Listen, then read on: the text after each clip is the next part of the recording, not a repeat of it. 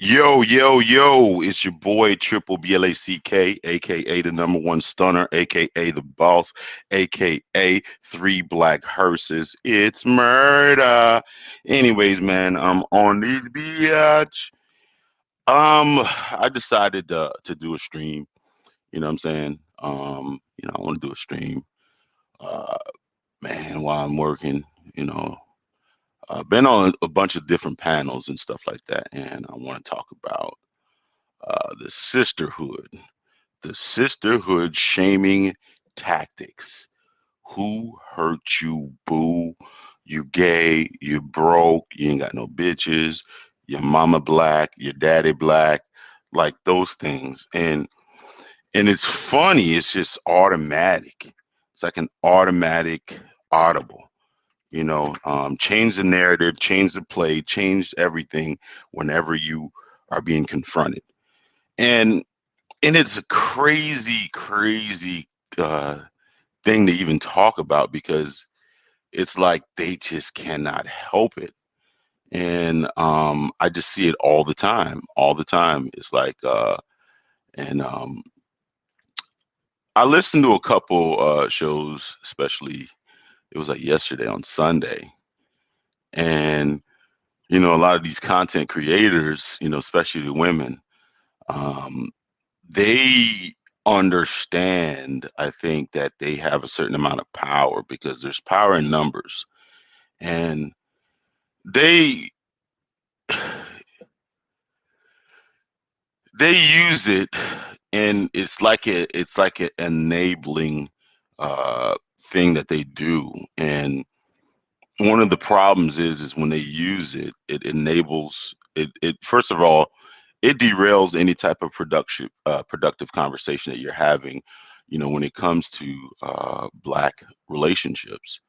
That's a core issue, and it's a core issue in our because the the black relationship, or you know the I don't even know what you want to call it anymore. It is a fractured thing, and the thing about it is that core relationship does affect a lot of stuff within the black community. The reason why it's a little bit important to me is because I have a son, and one day he's going to have to be well, actually he's probably dealing with that right now. He lives with his mother.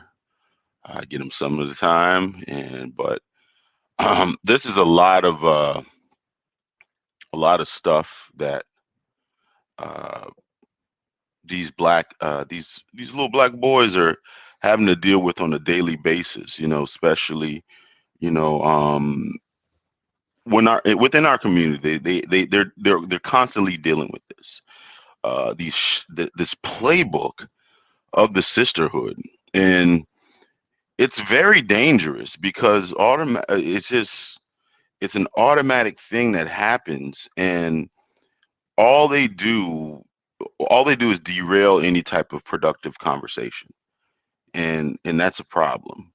And I think that's why there's so much vitriol, there's so much animosity, there's so much angst, there's so much all these things because of these talking points. I understand men have talking points too. A lot of times the male talking points are rooted in statistics, facts. Um, but even those things can't really stand up to the sisterhood derailment or playbook. And I just don't understand it. It's just like feelings get involved. We understand that you're dealing with an emotional creature, but why is these shaming tactics so effective? That's what I just don't understand, is why these shaming tactics are so effective when you have, this proof, but yet it just cannot stand up to the shaming tactics. and it's just asinine, where I I understand what to an emotional creature when you are giving them, facts, and it's not very flattering. I get it, when you talk about um the the sister was it the single mother rate, which is completely, um I think it's just detrimental to the community, but it is an outlier when it comes to other races in other communities. It is an outlier, and it's actually pretty bad. And the first thing, given the proportion of the population versus the proportion of population of everybody else, it shouldn't be that. It shouldn't be that. It's just I don't understand it. And and the thing about it is like the actual raw numbers is an attack. It almost feels like an attack. I dropped the link. Anybody that wants to come in to the stream yard, man, go ahead, man. I'm just working it and chopping it up. Um, I was looking for other panels to go on, but I don't really like going on other panels anymore because I just start seeing, kind of some fuck shit going on, especially when Triple Black gets in the building and start making my points and shit like that. Niggas get really uncomfortable, man. And the thing about it is I've noticed, a lot of these guys been regurgitating my information. Yeah, I know it. Hey, I said it. Yeah, you heard me. Anyways, man. Hey, hey, listen, listen. I had a YouTube channel for over that. I haven't really went in on it. I also did a podcast, No Cupcake Zone. I've been talking about this shit for 5 years, man. If you don't believe it, go ahead and look at my catalog. Look up No Cupcake Zone. I've been on Spreaker, Spotify, all those type of things. It takes a little bit of time, man. It takes a little bit of time, like for your information, especially the info that you've been putting out, to actually get on people's radar and stuff like that. It's crazy, but I had to learn that, um, and the thing about it is a lot of these things come in waves. They come in cycles. This information comes in waves and cycles, and when somebody says it at the top, then it kind of trickles down to everybody else. Everybody's carrying that damn wave. Uh-huh. Everybody's carrying that freaking wave, man. People, I mean, I don't know, man. I don't understand. I don't understand. I was doing I was on a panel the other day and I was talking, and basically, when I guess I started mixing it up with a sisterhooder, and I started singing this song, which is very popular amongst the manosphere now. That whole title, and I was like, damn, I was just talking about this the other day, and I did a podcast, and the intro was this song, "Broke Niggas Don't Deserve No Pussy," and damn, and then it just started, going wild like this whole weekend. I guess JT from the City Girls basically said that. Stretch my back.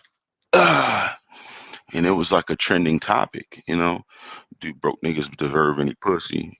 Basically she was talking about how, you know, her and I don't even know what that madness was, but it was it was pretty bad. But I just been seeing little stuff, little stuff, little stuff. But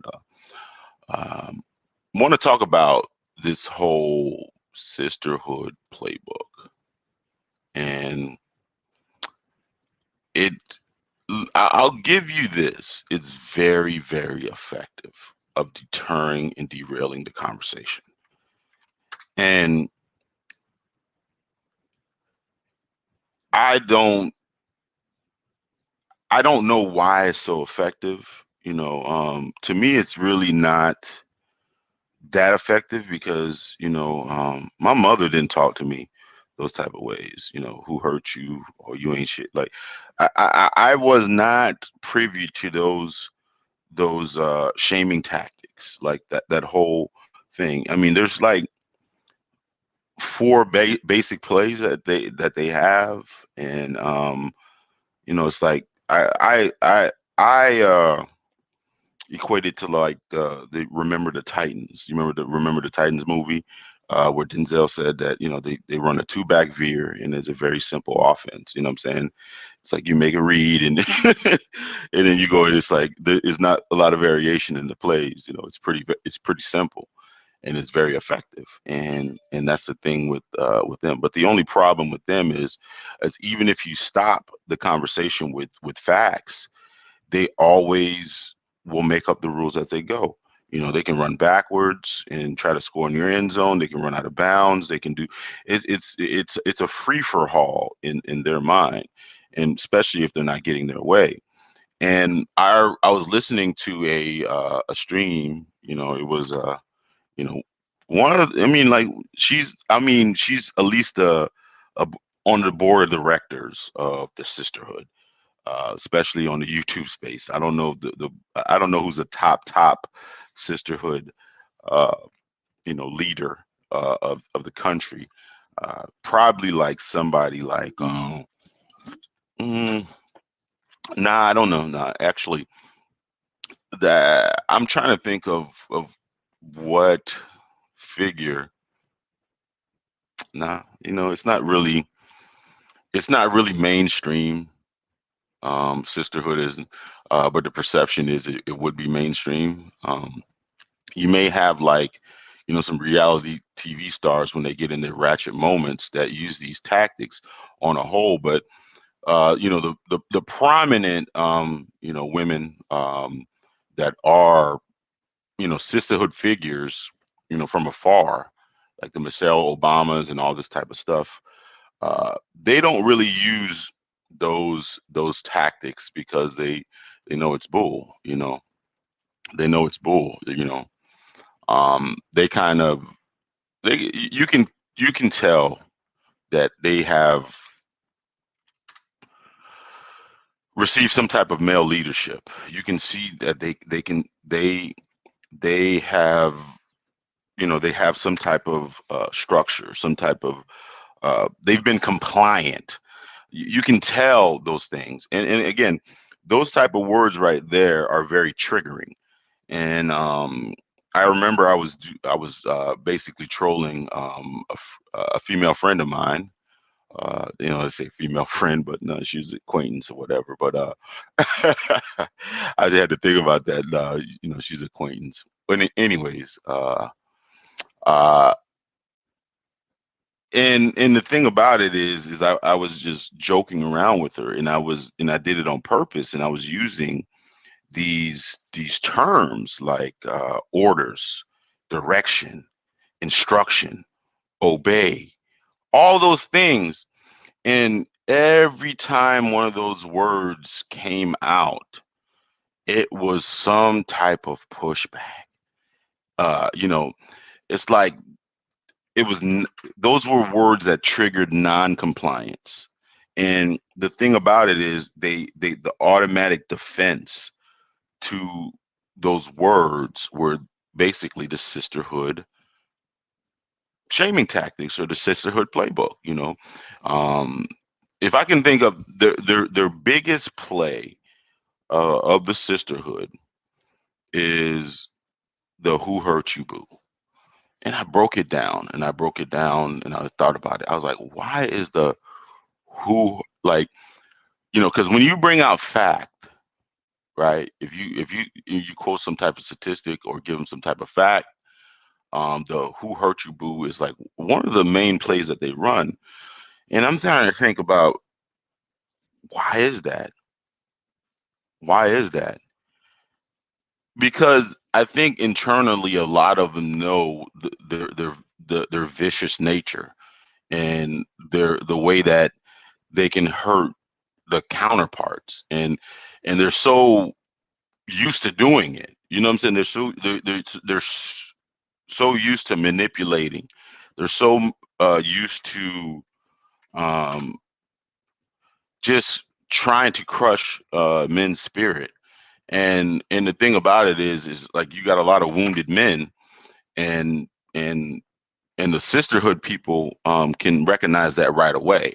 You know, they could, because they understand what I guess a hurt dude looks like, because a lot of the times they're the ones that are congregating with, their other uh, sisters, to either, you know, ruin a relationship, or ruin, something, or they're all they are always, they recognize it because they're usually the culprits of it.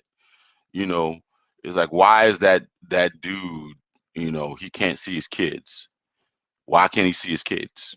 You know, and a lot of sisterhood people know that's very hurtful to a dude. So when they hear a situation, they can kind of almost decipher what happened, and they can kind of understand that there was probably some woman behind it trying to inflict pain. So that's why they automatically is like, who hurt you, boo? Because they've done it so much and they've seen it so much. Uh, I don't want to give them a cop out, but it's like a defense mechanism that they use. Whenever they don't get their way, or um, they feel threatened. It could be anything. When they be uncomfortable, um, they go to doing hurtful things. Especially with the significant other. They start doing hurtful things, especially to their kids. They start doing hurtful things to, other females. They start doing hurtful things to the things. So the reason that they use that, I think, psychologically, is because they understand that, they look what the type of pain that females inflict on men. So they get it. So that's why I think, and I would like to get a woman on here to please explain why is that an automatic triggered response when you're feeling some type of, or that's a automatic resistance that you spew out, especially when you feel um attacked or questioned or anything like that. It's just, or you feel uncomfortable. Y- It's it's crazy how fast it comes out. And the thing about it is like, if that usually doesn't work, they derail it by, either questioning your pockets, questioning your sanity, the gaslighting, questioning your reality.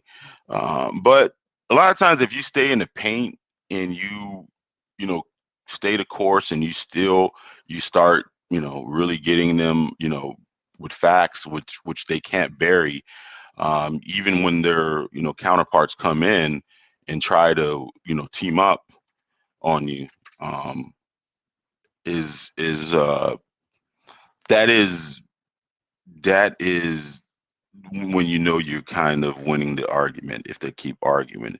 And this is when that you probably got them on the ropes, is when they question your sexuality. That's when you know you got them.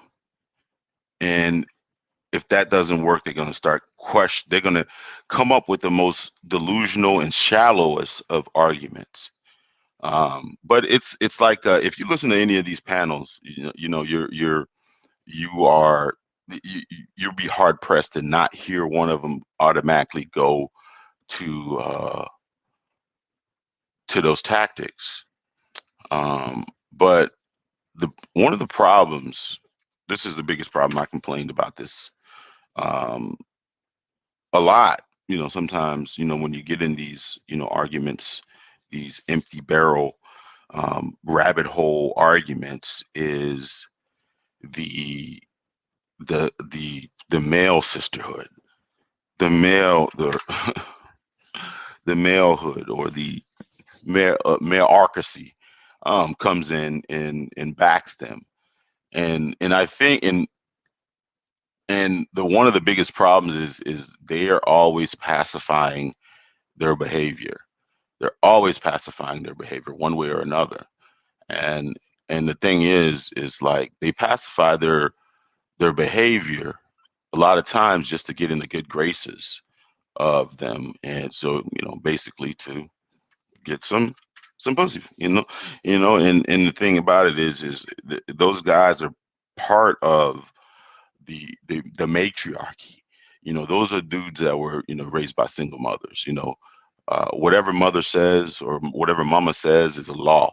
So they kind of almost fall in line, and they see, dudes that that were like, raised in a stable household or stay raised in a male with male guidance or whatever as a threat. It's a threat because they understand that a lot of those times as women, they seek masculinity, they seek leadership, and they know if talk to them enough, and you block a lot of their talking points, you break that programming, that programming that they have, that you probably have a chance at getting through to them. And a lot of times you can get them. It's I know it definitely. I know it for a fact. Like you can get to them, but you got to understand, like, those guys, because they grew up around a bunch of freaking women, and they equate, you know, a lot of things, that are successful in life, an amount of vagina they can, gather up. And that is one of the most terrible thing ever, because a lot of those guys don't really have anything else to bring to the table. They I don't know, that's like their measuring stick. That's like their measure. That's like the measured stick uh, uh, of their success. And then they start using these alpha male, your alpha male terms and all this type of shit. I'm like, man, what the fuck is wrong with y'all, man? Y'all crazy, man. Listen. First of all, I mean, if you sharing broads, you're not an alpha male, man. It doesn't happen like that. you know, some, like, what they call it, the Pookie and Ray Rays and all this type of stuff that have all, that's not alpha male. That's not an alpha male at all. A lot of them, profess themselves as an alpha male because they got a lot of weak bitches around them. They got a lot of weak bitches around them. So they that's what their measuring stick is. But the only thing is like they have these weak bitches that got maybe a kid from them, a kid from their partner, a kid from somebody else. I mean, what lion, which is, to me, the definition of alpha, got, is sharing his pride. I mean, it doesn't make no goddamn logical sense. It doesn't make any fucking logical sense at all. you know. Um, and like niggas, like, I mean, like, what am I saying? Get that word out there. But a lot of those dudes, they fear, a person like me. They fear a person like me because, I got way, I mean, like, I got way more to offer than that, and I can, I offer that. And I'm, I can fuck a woman's mind, and I can fuck her too. Um, that's just me personally. I'm just bragging on myself. But anyways, give me a pat on the back. Cause hey, listen, check my resume. You already know. You already fucking know. Anyway, um, but the overarching thing that I'm starting to realize, especially talking to these things, The sisterhood is, and this is an overused term, but what this is what the reality of it is. Um, it's a branch. They're becoming a branch of white supremacy, yeah, they're becoming a branch of white supremacy. And if you know about buffer classes, and that's the thing, is the sisterhood is almost they're not quite yet, but they're almost a buffer class um, within society, within American society, Black American society, or just Black society in general. They have became a buffer class. But go thumbs down, thumbs down. He said it. They're a buffer class. That's what they are. You know what I'm saying? And they're serving the need. And again, back to when I listen to a lot of these women talk, they cluck all day about this and that, and you weak, you conquered, blah blah blah, and all this type of stuff. It's like, and then it doesn't matter how nonsensical their argument is, they think that they're winning the argument. And the thing about it is they're they're basically trying to castrate men that they don't want. And shout out to Rollo Tomasi. Um, Rollo Tomasi, I listened to. Shout out to Alfie Kingdom too. Um, I listened to Rollo Tomasi and Alfie Kingdom's podcast the other day, and there's a lot of good information on there. You guys got to take a look at it. Alfie Kingdom, you got some books and stuff like that. If I had some time, I could read, but I don't really have that much time. But Alfie Kingdom and him were discussing a certain thing. I can't remember exactly what it's called. Basically, uh, what he said was, the new term high value male. High value male, and the high value male has a lot of options, especially they've made him into basically Frankenstein. They've made it into Frankenstein, um, but that's what they're all chasing. That's what they're all chasing, and they're all chasing that. And there's a couple of different layers. Let me take a step back so I can make more sense of it, because there's a lot of information to unpack. There's a lot of information to unpack. Uh, there Rollo Tomasi actually had a podcast when he was talking about how this is one of the next steps of I guess the gynocracy. Um, the gynocracy, basically, basically women's order. Basically women's law.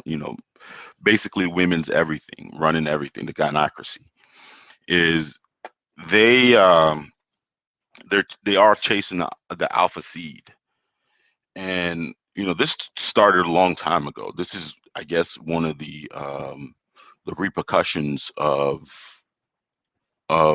feminism.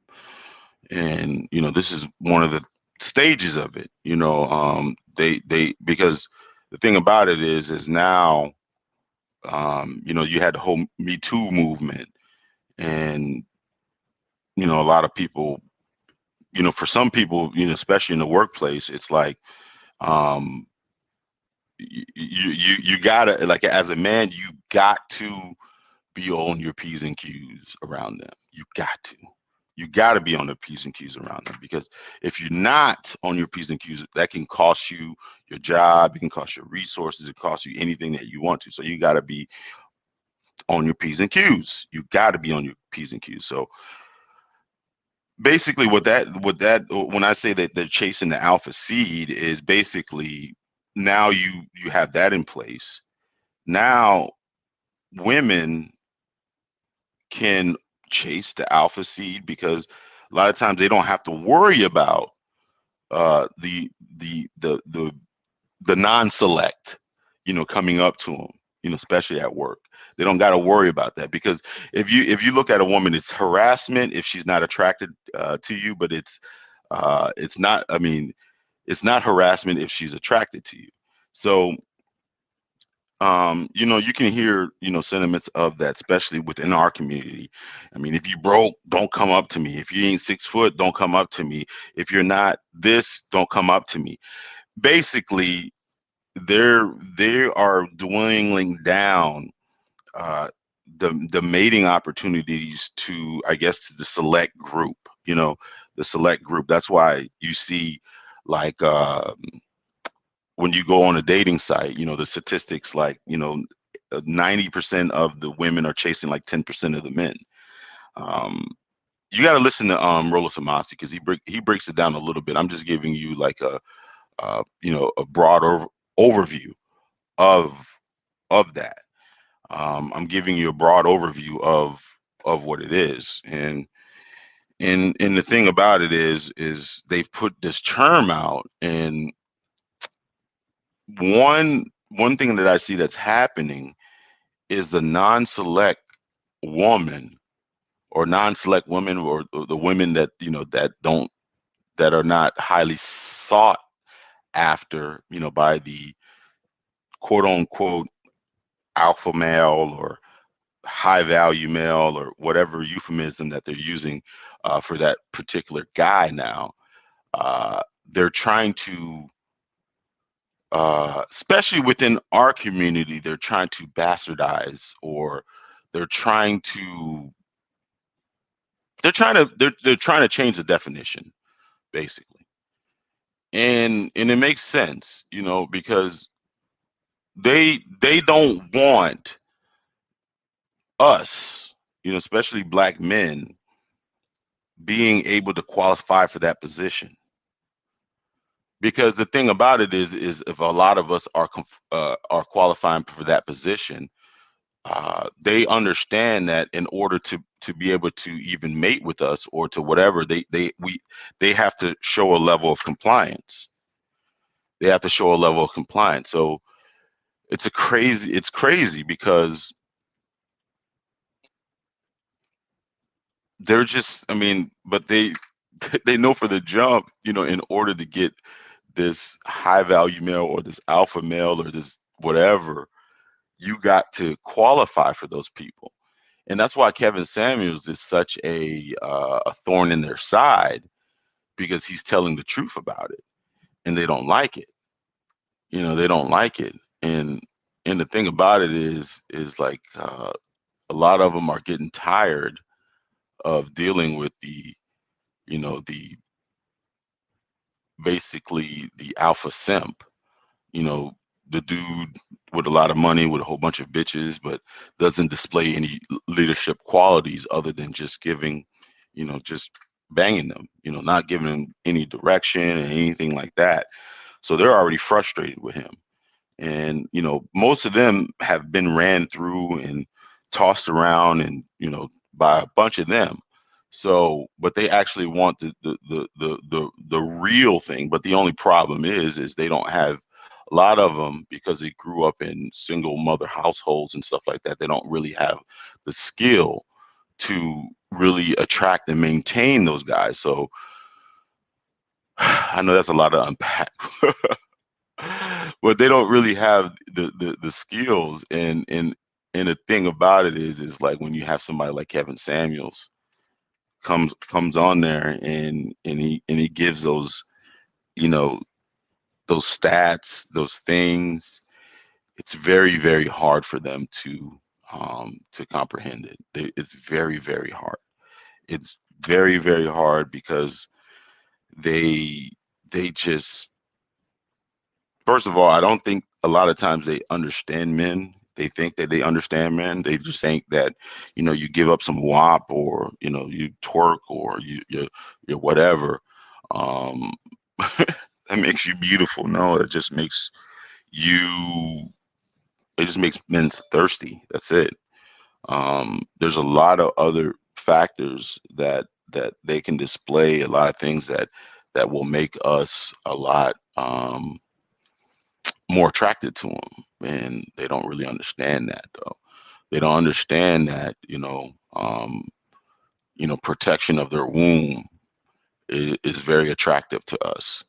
You know, um, they don't understand that we are naturally repulsed by promiscuity.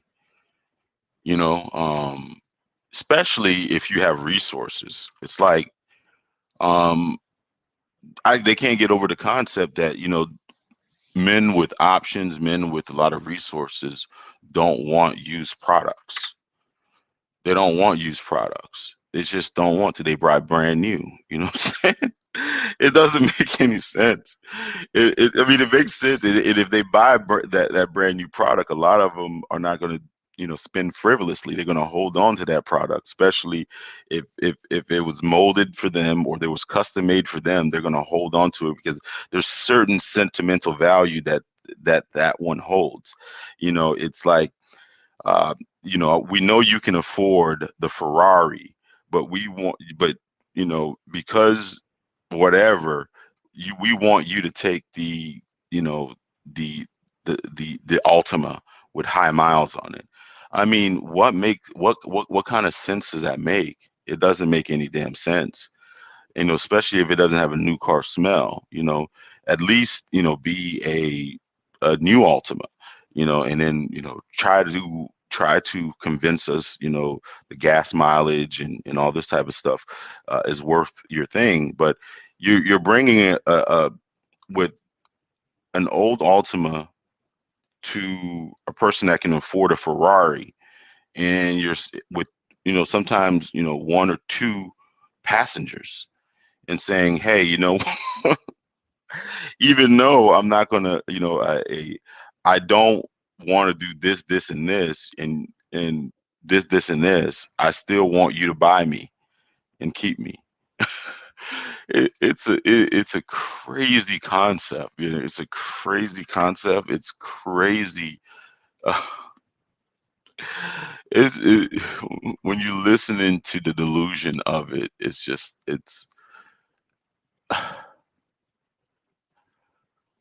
I don't even know, man. I don't know. Some of these discussions end up becoming straight minstrel shows because it's so delusional. Just minstrel shows. People yelling back and forth. People, talking about this. You got this. You ain't this. You ain't that. You broke. You gay. You this. You that. And it has nothing to do with the actual facts. It's um just pure slander. Just pure slander. I was listening to the thing, right?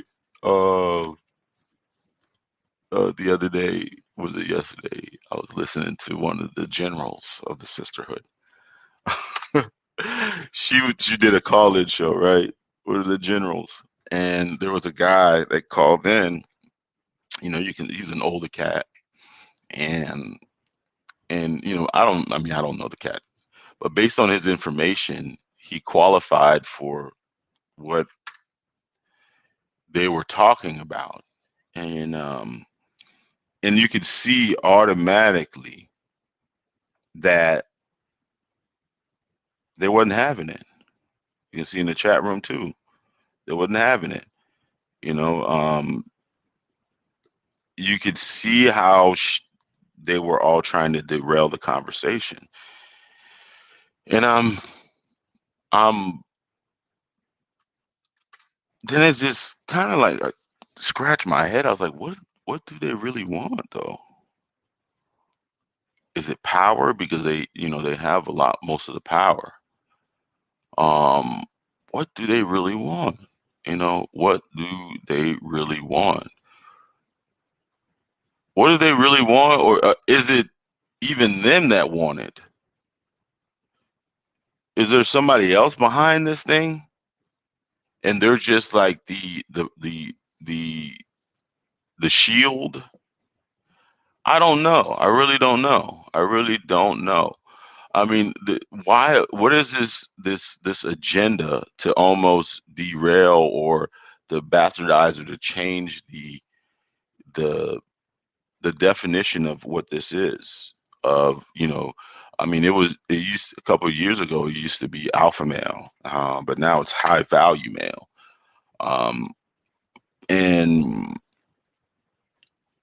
they're they're basically trying to marginalize it, trying to castrate whoever even qualifies for that um for that title. And is it just that you don't want to show compliance? Is it you don't want leadership, you don't want direction, you don't want why? Like, I want a woman to answer that question. Is like, why? And the thing about it is you're not built for what you already have, because if you look at the statistics, it's uh, it's so bad that you don't want to even talk about the statistics. That's the thing. It's like you don't even want to talk about the statistics because it's so bad in your favor.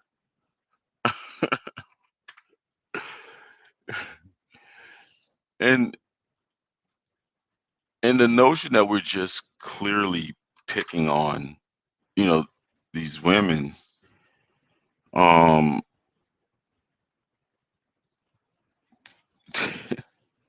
that we're clearly picking on them, uh, is I don't get it either, because the overarching talking point used to be white supremacy, and people started to make the argument that that was a cop out, that was a cop out. We don't white supremacy doesn't have anything to do with it. We're black males, we're just incompetent, we're just you know these bad fathers, we're just these bad whatever, and it has nothing to do with the white man. It has nothing to do with oppression. We were together at one time, now we're divided. Now it's just uh like I don't know. I just don't I don't get it. It's just like it's a big time just the rabbit hole that we finally uh put ourselves in. And the more and more and more I think about it, man, I'm thinking about it. It's like this was the intention, though. This was the intention. This constant turmoil. Um, whoever is controlling this, it's is definitely working. It's definitely working because uh, it's definitely working because if you look at the statistics, there's certain groups that that actually benefit from this destruction. Um, and I reference Rollo Tomasi, and Rollo Tomasi was talking about the alpha seed, you know, um, the alpha seed, and the fact that you know 90% of the women are chasing 80%. I mean, like 90% of the women are basically chasing the top 10% of men, and that's all they want. Everybody else is invisible, and they're all doing that. And then you have a lot of the men on the outside looking in. And the thing about it is, if you look at it from a micro level, you look at it from a micro level, the fact that was it 51% of black men are single and they're childless. Um, they're single and they're childless. And if you look at and these are statistics that Kevin Samuel says all the time. 64% of black men would be considered in the middle class. And if you look at the average salary in America is like 42,000 or 50,000 or something like that, right? What's crazy about it is um, you're getting all this information of our counterparts, but I'm talking about from a black male's perspective, as being superior to us, far as education and things like that. That's resources. I mean, education, but it's not true. Far even from a salary standpoint, they're still about 19 to 20,000 dollars short on average. And but the perception is that they're doing so much better.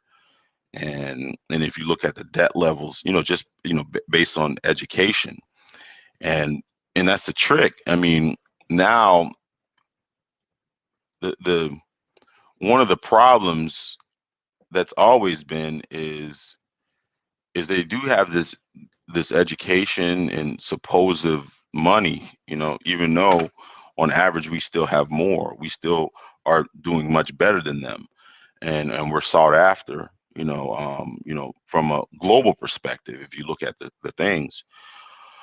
Um, which does, I mean, a lot of times it just doesn't make any sense. If you would think that if resources is what you want, that there would be less of the 51% of men single and childless, they would have more children, but it's going backwards. It's really going backwards. And one of the problems is you're having all these women with education and these jobs and these careers and stuff like that, but they're still messing with, whoever, like Pookie and Ray Ray or whatever. They end up, with one or two kids, you know, as single mothers. It's still happening. And, but the problem is a lot of times they're not having kids with the resourceful people. They're still having kids with the degenerates. And I don't know if we ever fix that problem, man. We're not going to fix that problem, but I don't know, man. There's mass chaos. There's mass confusion. There's all kinds of just downright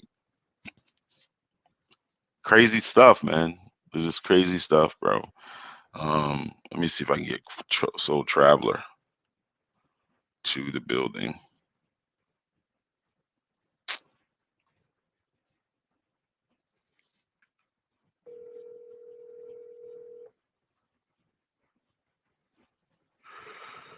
Yo,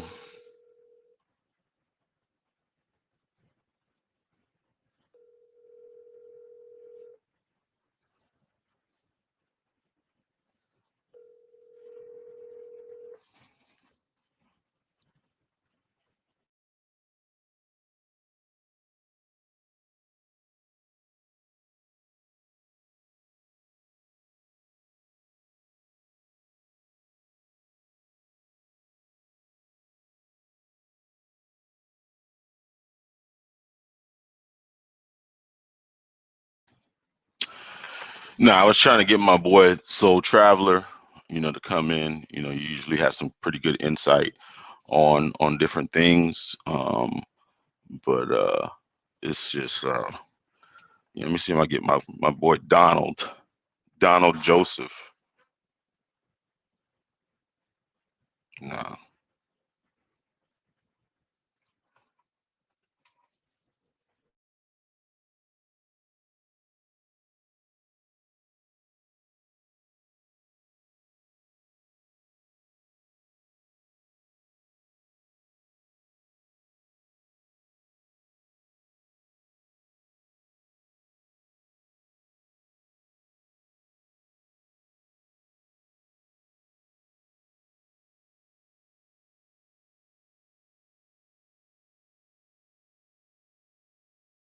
Nah, my email is 239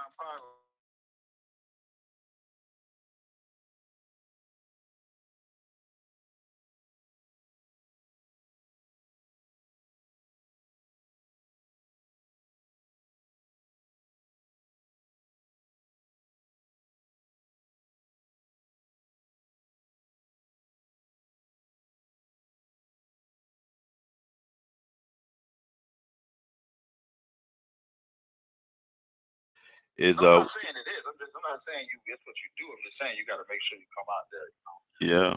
fire first time around. Yeah, no, I mean, no, we have some fire, man. We live right now, but I'm just talking about the the Sisterhood Playbook, and you probably know about this, you know. Let's just say, in our community, when like let's just say if a dude gets burned in his life, right, and he says some If a dude gets what? gets burned or hurt or whatever, or has an issue with our sisters, and they start bringing out straight facts. I'm Like talking about those, your own way. huh? No, I'm talking about my own way. What am I doing wrong with this? Get that from me. I don't know what the fuck I'm doing wrong. I'm trying to roll this. Yeah, go ahead. I'm listening. I just Dog, want to know what they what they put up. those automatic plays that they come out with, like, who hurt you, boo? Like, I'm listening. who hurt you, boo? You broke.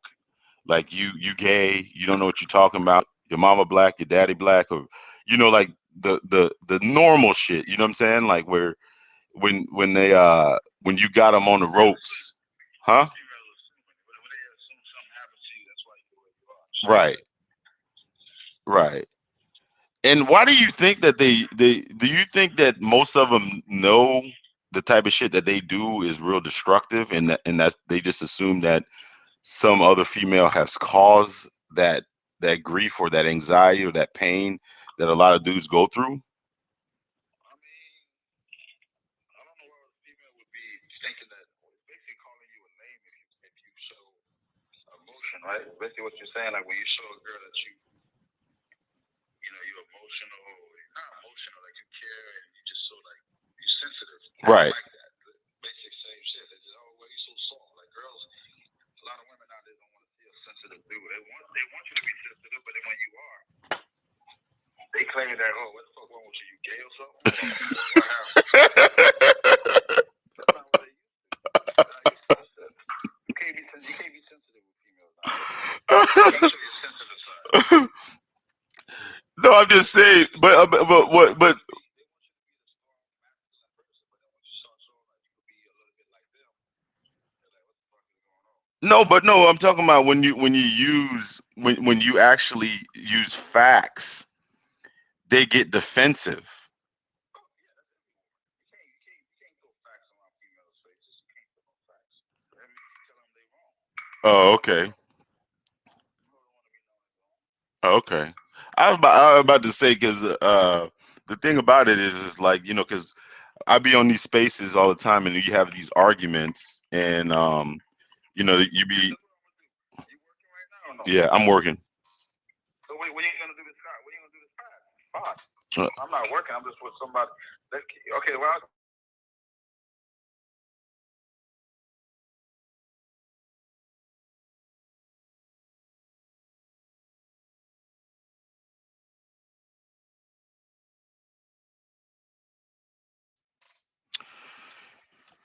what. Yo, your boy Pyro 239. You got a, YouTube page. You gotta check that shit out. He he'll give you some insight. Um, he'll give us some insight on what's going on with the sisterhood. The sisterhood. Anyways, man. But back to the topic in hand. Back to the topic in hand. Dog, I don't even know where I was at. Um, see, there's some people doing panels and shit like that. So I'm gonna go check that. Check a couple people out. I just want to come on here and do a. I gotta get more organized in fire ass topics and shit like that. You know. Um, but the other thing that I wanted to talk about is the minstrel shows, man. A lot of these are turning in these panels and shit like that are turning into straight minstrel shows. Straight minstrel shows, straight, you know, um, just uh just just stuff that, I mean, it's just this non-productive. And I don't know if I, you know what, the more and more I thought about it, I've seen a couple ones. I could have been like, I could have went on the I could have went on a lot of these panels and talked lately, but the more and more I thought about it, like, man, you know what? Especially when you hear like a surface level, vibrational, nonsensical argument happening, you tend. I mean, I'm just not even part of that because it it's not that I'm better than that. It's just like um I'm above that. Actually, I am above that shit. Um, because I got real knowledge. I got real knowledge of business. I got real knowledge of the financial system. I got real knowledge that that I can give, that are more tangible, that can yield tangible results, instead of emotional results. You know what I'm saying? Um, uh, you're not gonna fix people. Like you gotta. I'm starting to realize you can't really fix anybody with facts. No, you can't really fix anybody. Um, no, you can't. You can't really fix any perceptions. You can't fix any realities. You can't fix anything. A lot of most people are so set in their ways that it doesn't matter what new information that you give them. It doesn't matter. It just doesn't matter. They're still going to be on their shit, and they're still going to be on their um it's still they're still going to be stuck. You feel me? There's no way that they can get up out of that. They can't get up out of that shit. Um, no matter how much information that you give to them, they're still going to be resistant. They're going to be resistant, and they're not going to want to cooperate. You know, and being, you know, the the one of the hard things that I think is any level of compliance for a lot of people now is it's like a admission of guilt, or I was wrong. That shows compliance. It's like, or compliance shows, it's almost showing compliance is almost showing that a person, you're not equal to a person, or a person is beneath you. I mean, is above you. And that's very threatening to a lot of people. It's very threatening. It's very threatening. Um, you know, you got these women that be like, I can't show this man that he's above me. I can't show this man that he's better than me. I can't do that. If I do that, I'm just a pick me, or you know, I'm less than. Oh man, you know, I'm less than. It's crazy how like if you ever read, there's a book called the Art of Seduction, and it's crazy how these women in the past, even biblical women, were able to gain great power by showing submission, showing compliance, showing discipline. They were able to gain much power from doing that. They were able to gain a lot of power, from being compliant. And the thing about it is somehow this notion of non-compliance is some type of strength. I'm independent. I'm this. I'm that. I'm independent. I'm great. You can't tell me what to do. You niggas broke. Blah blah blah. Let me get up out of here, man. I'm going to the hour mark, man. But it was fun. Man, make sure you guys like and stream. I mean, like the stream. I know there's gonna be some shadow watchers. Make sure you don't hit me with a thumbs down, man. Holla at your boy.